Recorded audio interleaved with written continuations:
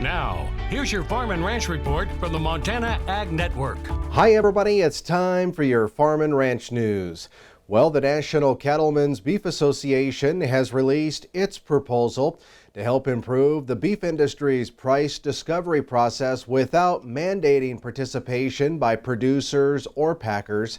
Now, the report was produced by a working group of NCBA members and staff and calls for a regional approach and a so-called 75% plan with participation and trade benchmarks for the industry to strive toward.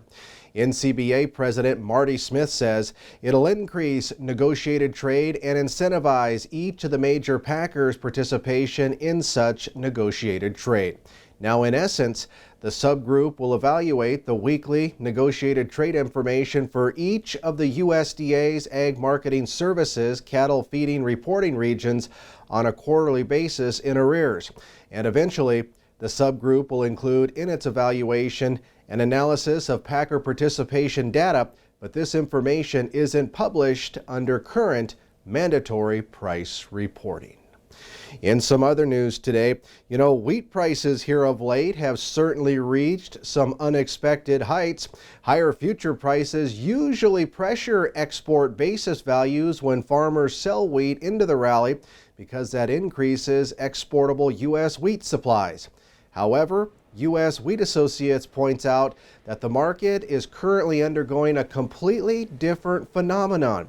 Extremely tight elevation capacity out of the Gulf and Pacific Northwest due to massive exports to China is sustaining high wheat export basis values despite increased farmer selling.